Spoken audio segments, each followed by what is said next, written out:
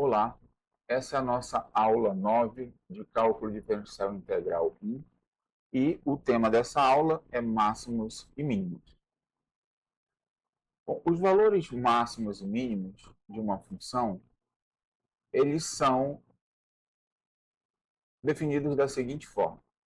Uma função f tem máximo absoluto ou máximo global, nós vamos utilizar esses dois termos, tá? Máximo absoluto ou máximo global em um ponto C, se f de C é maior ou igual que f de x para todo x pertencente ao domínio da função. O número f de C é chamado valor máximo de f em D, ou seja, D é o domínio da função. Então, de modo análogo, nós temos o mínimo absoluto ou mínimo global. Vai ser em C, se f de C é menor ou igual que f de x para todo x do domínio. Ou seja, é o menor valor possível que a função vai poder assumir, né? O número fc é chamado valor mínimo de f em D. Os valores máximos e mínimos também são chamados valores extremos. Quando se fala valores extremos, né, de uma função, nós estamos interessados em descobrir os máximos e mínimos dessa função. Então, aqui nós temos o gráfico de uma função f, e aí nós temos aqui um mínimo, que é o f de a, que é o menor valor que nós vemos aqui na função, e um máximo, que é o f de d, o maior valor que a função assume aqui. Agora nós podemos fazer a definição de máximo e mínimo local, que você vai estar olhando numa vizinhança do ponto C. Então, uma função f tem máximo local ou máximo relativo, também é um sinônimo para máximo local, em C, se f de C é maior ou igual que f de x, quando x estiver nas proximidades de C. Então, note que agora o que muda é que nós estamos olhando apenas numa vizinhança de C. Tá? Analogamente, f é um mínimo local ou mínimo relativo em C, se f de C é menor ou igual que f de x, quando x estiver próximo de C, ou seja, na vizinhança de C. Então, nessa imagem aqui, nós temos que, se eu olhar aqui para o B, o f de B vai ser o máximo na vizinhança de B aqui, no intervalo de A até C. Então, se eu olho só nesse intervalo de A a C, B aqui é um máximo local. Agora, f de C aqui vai ser um mínimo local se eu olhar o intervalo de B a D. Então, olhando aqui nesse intervalo de B até D, eu tenho um mínimo local aqui no ponto C. Então, vamos ver esse exemplo aqui da função cosseno. f de x igual a cosseno de x assume seu valor máximo local absoluto em 1, um número infinito de vezes, uma vez que cosseno de 2nπ para todo n pertencente a z, né, e o cosseno ele é uma função que ela está limitada entre menos 1 e 1. Né?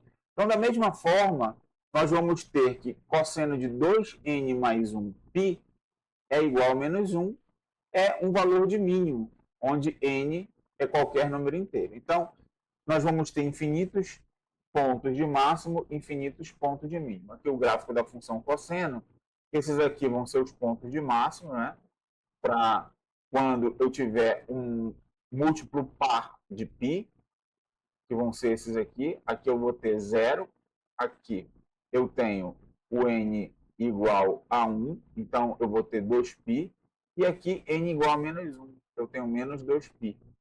Claro que vou ter infinitos aqui, né? Eu estou representando só aqui até perto de 3π, né?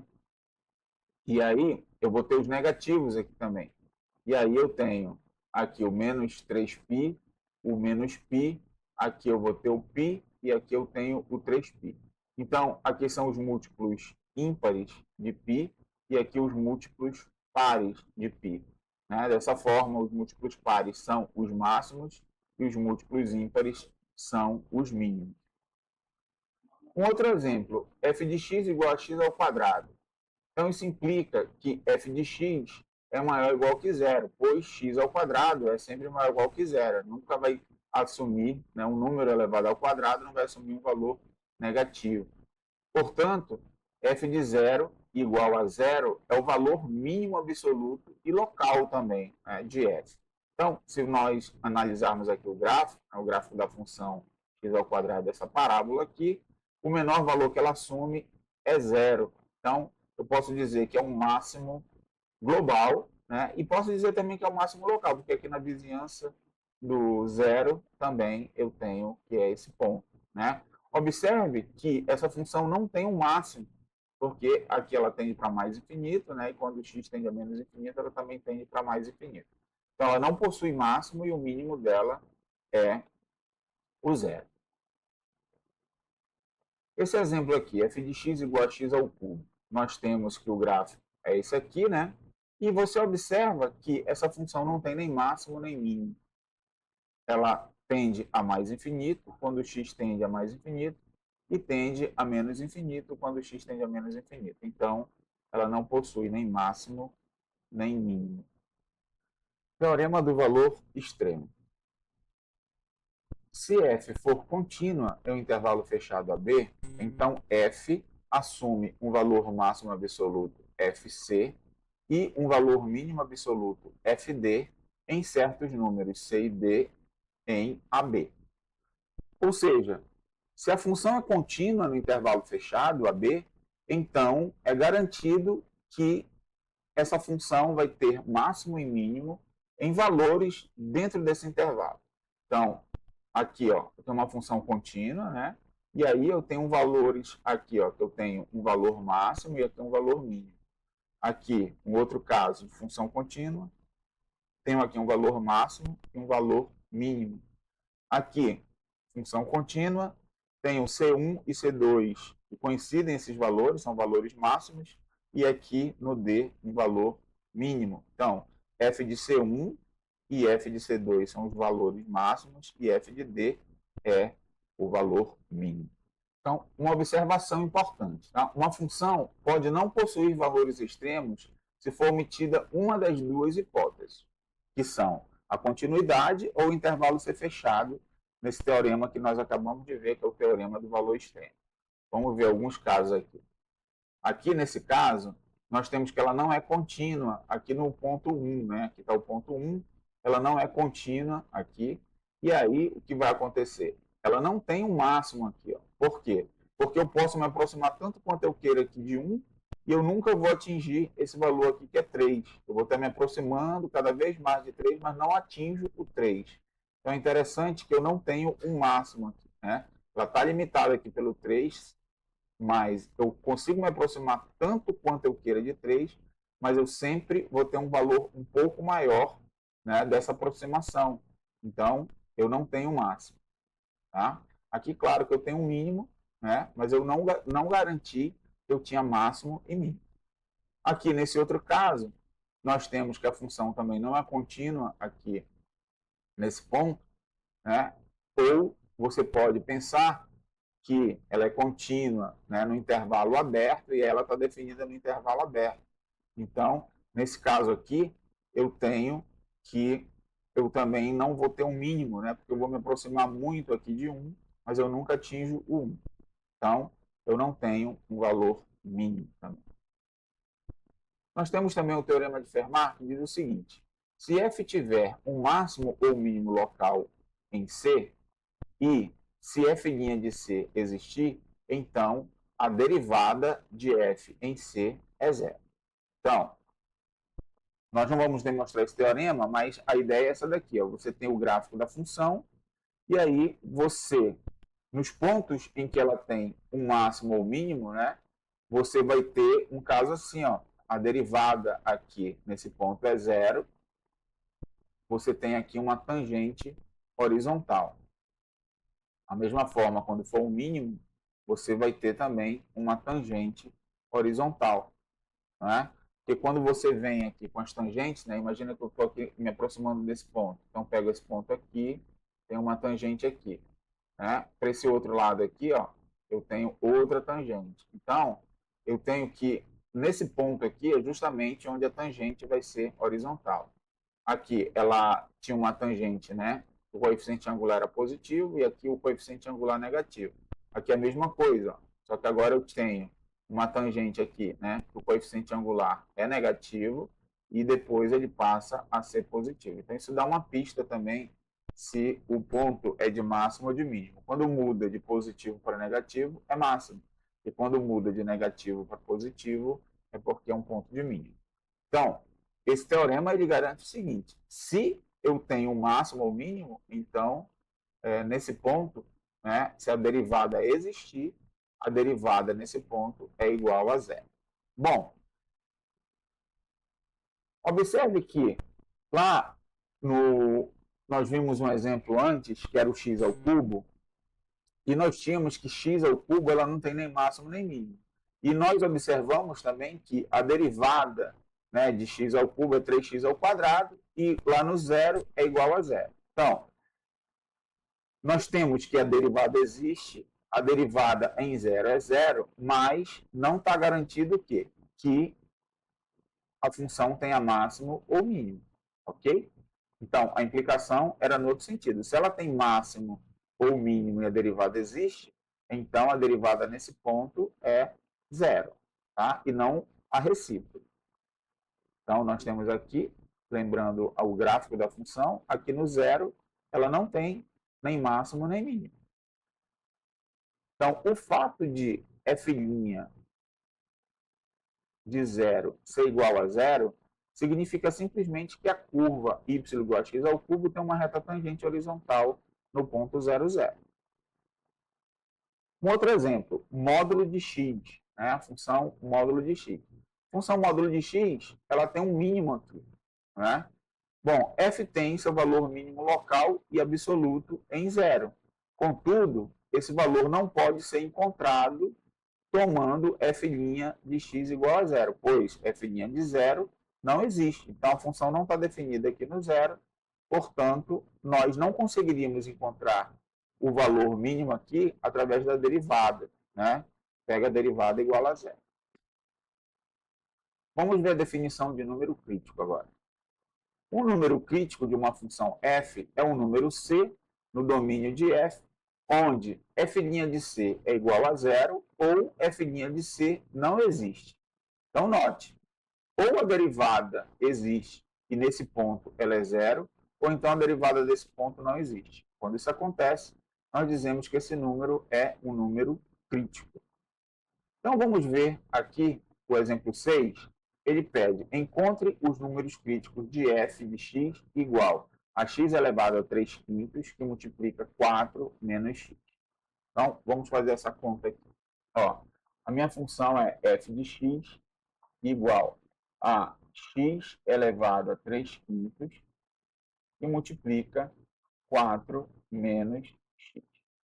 Bom, para fazer essa derivada aqui, nós utilizamos a derivada do produto, né? F' de x vai ser igual, então, a derivada do produto. A derivada dessa vezes essa. Então, vai ficar 3 quintos x elevado a 3 quintos menos 1.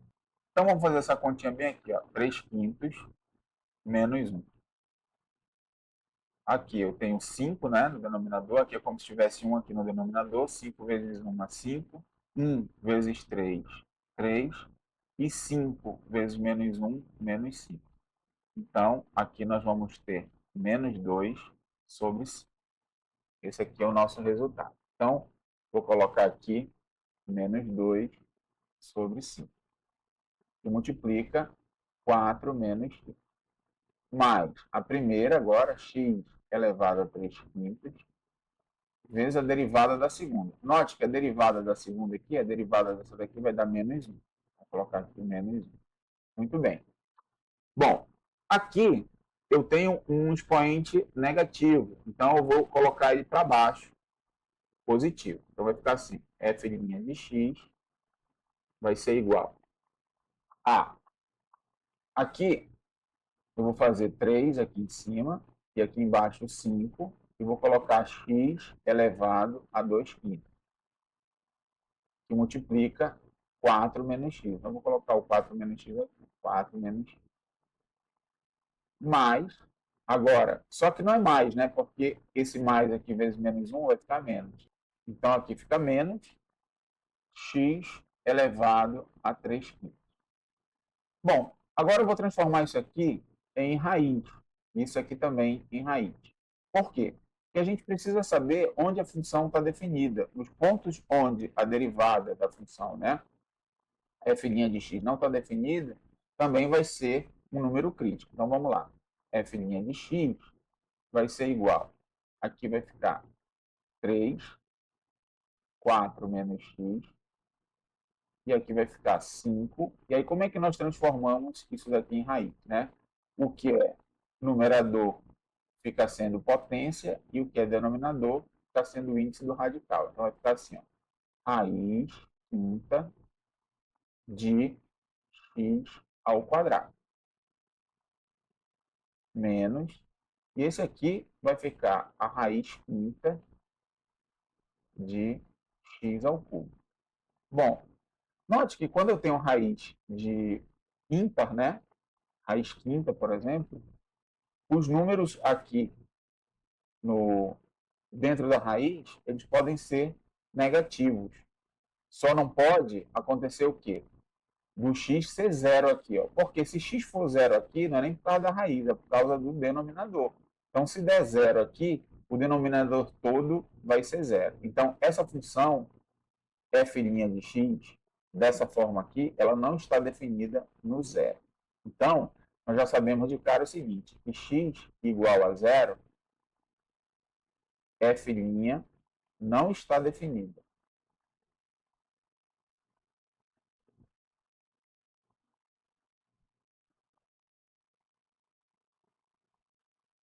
Dessa forma, nós já sabemos o quê? Que x igual a zero é número crítico.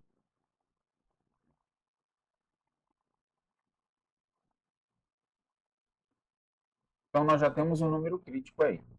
Agora, vamos encontrar os outros números críticos, que são aqueles outros valores onde a derivada da função é zero. Então, agora, para trabalhar com a equação, que eu vou ter que igualar a zero, eu vou pegar essa daqui, ó, que fica mais fácil do que ficar trabalhando com ela dessa forma aqui, em termos de raiz. Então, vou igualar essa função aqui a zero, lembrando do sinal de menos, que aqui é menos, tá? Então, vamos lá, vai ficar assim. Então, eu vou ter 3 quintos de x elevado a menos 2 quintos, que multiplica 4 menos x, menos x elevado a 3 quintos. Isso aqui igual a zero. Então, note que, por causa do x igual a zero, eu já fiz aqui.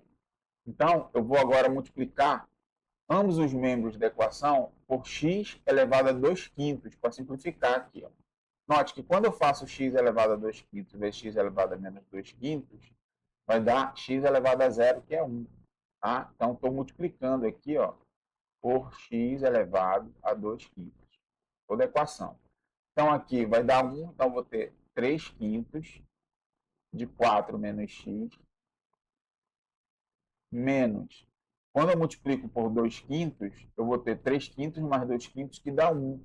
Então, x elevado a 1, que é x, igual a zero.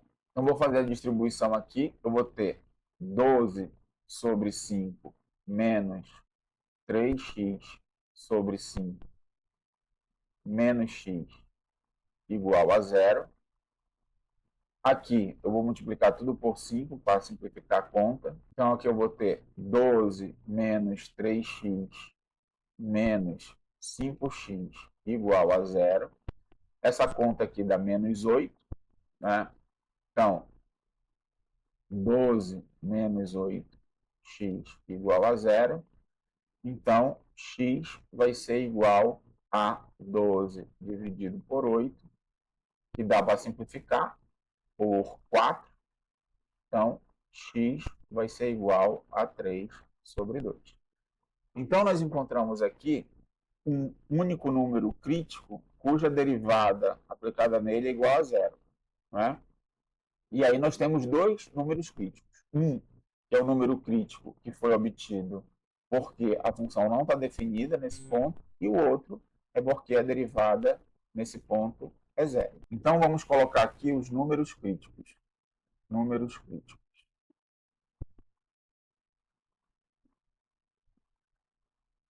X igual a zero e x igual a 3 sobre 2. Então, esses são os números críticos dessa função. Bom, então nós vamos fazer aqui a reformulação do teorema de Fermat. Se f tiver um máximo ou mínimo local em C, então C é um número crítico de f. Então, note agora que se nós temos um máximo ou mínimo local em C, então nós vamos garantir que a derivada da função em C é zero, ou então a derivada em C não existe. E aí fica contemplado agora. O método a seguir ele é útil para encontrar os valores máximos e mínimos absolutos de uma função contínua f em um intervalo fechado AB. Esse procedimento é chamado método do intervalo fechado. Em que consiste esse método? Bom, primeiro nós encontramos os valores de f nos números críticos de f em AB. Ela está definida no intervalo fechado AB. Nós encontramos os números críticos em AB aberto. Depois nós encontramos os valores de f nas extremidades do intervalo, ou seja, no ponto A e no ponto B. O maior valor entre as etapas 1 e 2 vai ser o máximo absoluto, e o menor vai ser o mínimo absoluto. Então, é dessa forma que nós encontramos aí os máximos e mínimos de uma função contínua definida no intervalo fechado. Então, vamos resolver esse exemplo 7 aqui.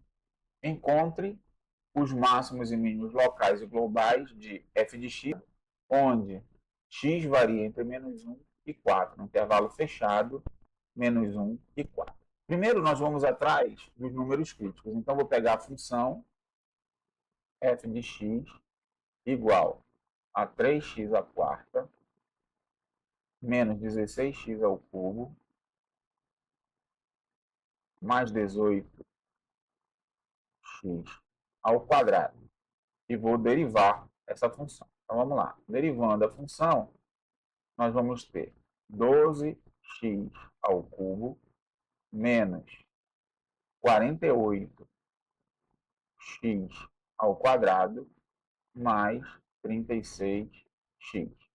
E aí, como é que eu faço para encontrar os números críticos? Eu pego a derivada da função igual a zero. Então, vou ter 12x ao cubo menos 48x ao quadrado mais 36x igual a zero.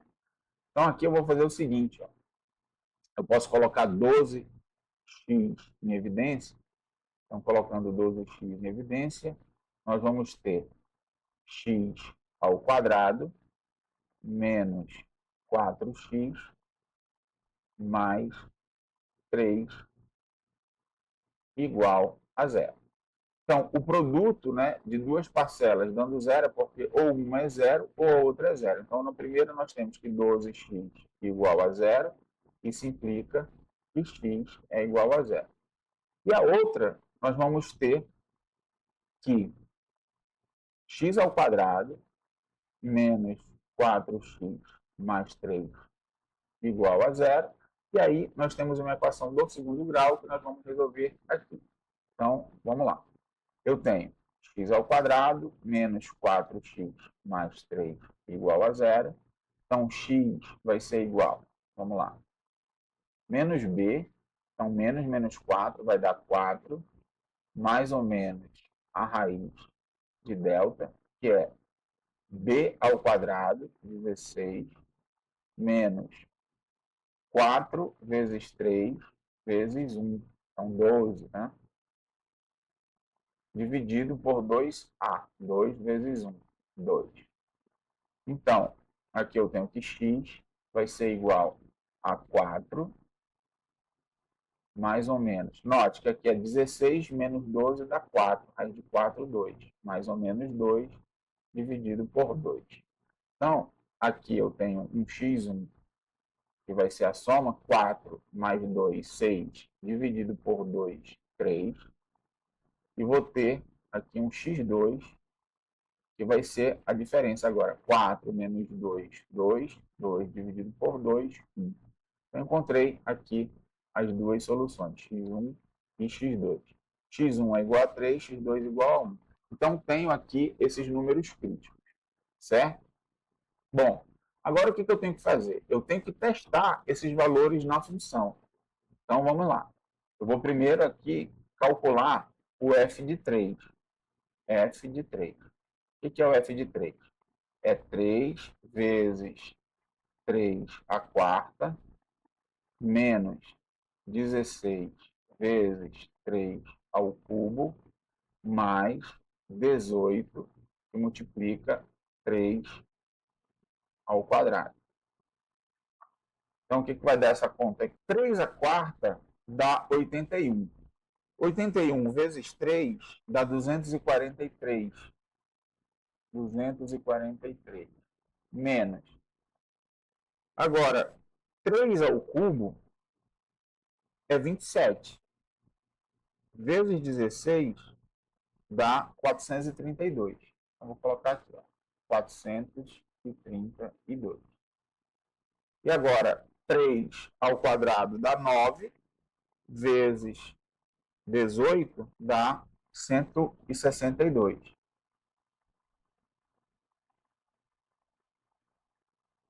E fazendo toda essa conta aqui, nós obtemos menos 27. Então, esse é o resultado do f de 3. Agora vamos fazer o f de 1. Aqui eu estou pegando os valores críticos. Então, note que aqui eu vou ter 3 vezes 1 à quarta, menos 16 vezes 1 ao cubo, mais 18 vezes 1 ao quadrado.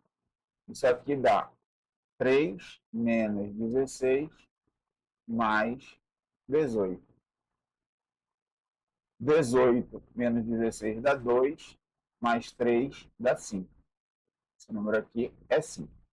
Agora, eu tenho que testar nos intervalos, no menos 1 e no 4. Então, vamos fazer aqui o f de menos 1. Então, f de menos 1, note que quando for par, vai dar positivo, né? A potência aqui par dá positivo e a potência ímpar vai dar negativo. Então, quando for negativo, né, vai trocar o sinal aqui. Então, aqui vai dar 3 mais 16 mais 18. E essa conta aqui dá 37. E agora nós vamos testar o 4. Então, vamos agora fazer o f de 4. f de 4 vai ser 3 vezes 4 à quarta, menos 16 vezes 4 ao cubo, mais 18 vezes 4 ao quadrado. Então, vamos fazer cada continha dessa aqui, tá?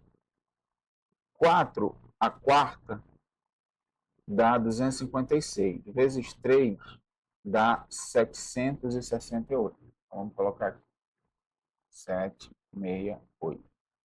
Menos 4 ao cubo dá 64, vezes 16 dá 1024. Vamos colocar aqui. Mais 18 vezes 16, porque é o 4 ao quadrado, né? Dá 288.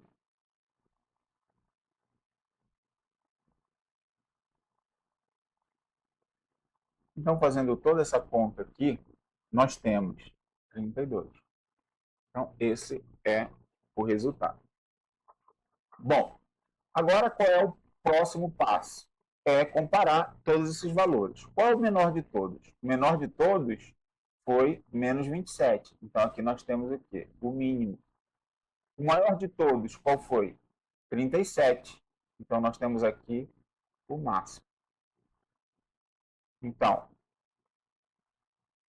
vamos colocar aqui os extremos. Quais foram? Os extremos foi máximo global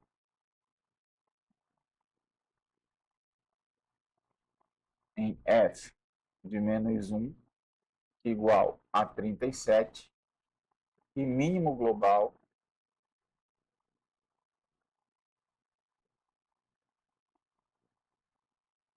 foi em F de 3, que é igual a menos 27. Certo?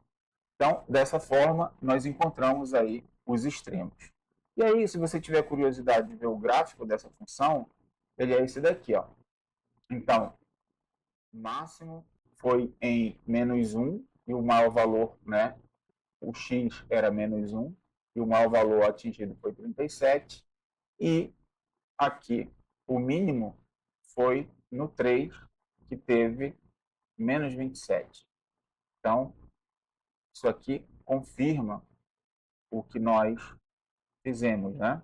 Então, nós temos aqui o gráfico da função. Bom, pessoal, então era isso que a gente tinha para mostrar para vocês com relação a máximos e mínimos, como é que nós encontramos, né, os valores máximos e os valores mínimos. Nós temos alguns teoremas que garantem a existência quando a função é contínua no intervalo fechado, e aí também nós temos um método, quando você tem uma função no intervalo fechado contínua, para encontrar os valores de máximos e mínimos. Então, agora é partir para os exercícios e treinar bastante essas técnicas. Nos encontramos no nosso próximo vídeo. Até lá!